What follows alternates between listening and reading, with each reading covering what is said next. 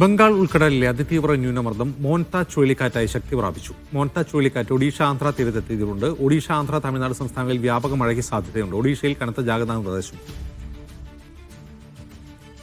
സനിസ വീണ്ടും ചേരുന്നു. സനിസ, ഈ നമ്മളിപ്പോൾ കേരളത്തിൽ പെയ്യുന്ന മഴയ്ക്ക് ഈ ചുഴലിക്കാറ്റുമായി വല്ല ബന്ധമുണ്ടോ?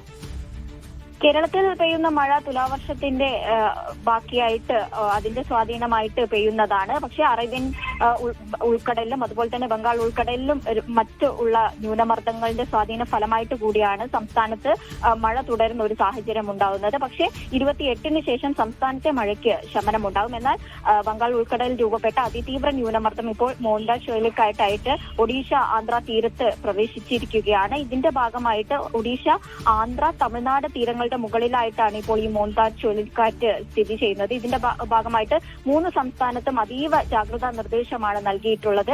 മണിക്കൂറിൽ 110 കിലോമീറ്റർ വേഗതയിൽ വരെ കാറ്റ് വീശാനുള്ള സാധ്യതയുണ്ട്. ഓറഞ്ച് അലേർട്ടാണ്, സൈക്ലോൺ ഓറഞ്ച് അലേർട്ടാണ് ഈ ചുഴലിക്കാറ്റിന്റെ ഭാഗമായി നൽകിയിരിക്കുന്നത്.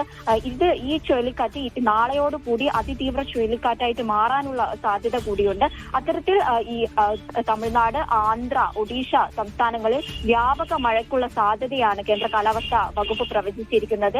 അതുകൊണ്ട് കടുത്ത ജാഗ്രതാ നിർദ്ദേശങ്ങളാണ് 3 സംസ്ഥാനങ്ങൾക്കും നൽകിയിട്ടുള്ളത്. പക്ഷേ ഇന്ന് കേരളത്തിൽ തുലാവർഷത്തിന്റെ ഒരു പെയ്ത്ത് കുറച്ച് കൂടുതലാണ്. 3 ജില്ലകളിലാണ് ഇന്ന് ഓറഞ്ച് അലേർട്ട് പ്രഖ്യാപിച്ചിട്ടുള്ളത്. കാസർഗോഡ്, കണ്ണൂർ, കോഴിക്കോട് ജില്ലകളിലാണ് ഇന്ന് ഓറഞ്ച് അലേർട്ട്. വയനാട്, മലപ്പുറം, പാലക്കാട്, തൃശൂർ, എറണാകുളം, ഇടുക്കി, കോട്ടയം, ആലപ്പുഴ, പത്തനംതിട്ട ജില്ലകളിൽ യെല്ലോ അലേർട്ടുമുണ്ട്.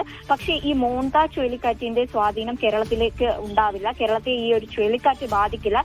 എങ്കിൽ പോലും തുലാവർഷം ഇന്ന് കനത്ത് പെയ്യും. ഇന്ന് അതിശക്തമായ മഴയ്ക്കുള്ള സാധ്യതയാണുള്ളത്. നാളെ മുതൽ ഒറ്റപ്പെട്ട മഴയ്ക്കുള്ള സാധ്യതയും മറ്റന്നാൾ മുതൽ മഴയ്ക്ക് ശമനമുണ്ടാകും. അജിൻ.